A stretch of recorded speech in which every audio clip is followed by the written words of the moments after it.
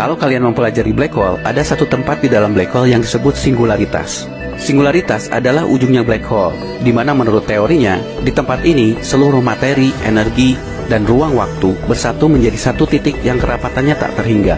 Para ilmuwan sepakat bahwa inilah batas di mana hukum-hukum alam yang kita kenal sudah tidak berlaku lagi. Karena itu disebut singularitas, yang artinya tak terhingga atau tak terbatas. Disinilah para ilmuwan berspekulasi dan mulai percaya adanya dimensi yang lebih tinggi.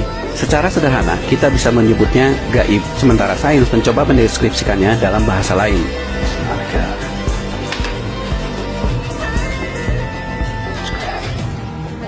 Untuk memahami fenomena di ruangan ini, kita harus bahas dimensi dalam kajian matematika. Garis hanya punya satu dimensi, yaitu panjangnya saja. Bujur sangkar adalah dua dimensi, karena kita bisa melihat panjangnya dan lebarnya.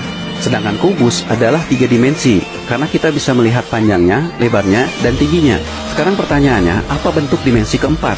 Kita tidak mungkin membayangkannya, karena ke arah manapun yang kita tunjuk, atau apapun bentuk yang kita pikirkan, tetap masih dalam kerangka tiga dimensi. Manusia terbatas hanya melihat alam tiga dimensi. Yang bisa dilihat dari empat dimensi adalah proyeksinya. Apa maksudnya? Coba kita dengarkan penjelasan dari seorang astronom legendaris, Carl Sagan. Let's imagine that we are perfectly flat. I mean absolutely flat.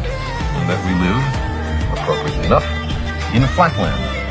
Di sini Carl Sagan mengajak kita membayangkan seandainya kita hidup di dunia datar, benar-benar datar, di mana kita hanya tahu depan belakang, kiri kanan, tapi tidak pernah tahu apa itu atas dan bawah. Dengan begitu, tidak mungkin kita yang hidup di dunia datar melihat apel ini, karena apel ini berada di dimensi yang lebih tinggi, yaitu tiga dimensi.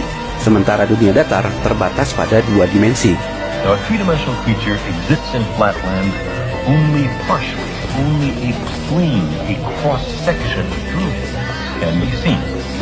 So, when the three-dimensional creature first reaches flat land, it's only the points of contact which can be seen. We'll represent that by stamping the apple in this ink pen.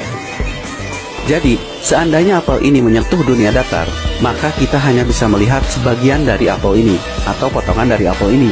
Inilah analogi cara kita melihat empat dimensi. Tidak mungkin kita melihatnya secara utuh. Yang bisa kita lihat hanya proyeksinya, atau bayangannya saja.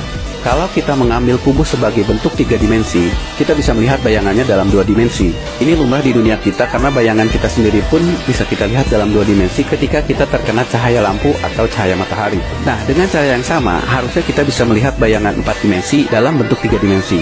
Bayangan empat dimensi dalam kajian matematika inilah yang disebut dengan tesseract.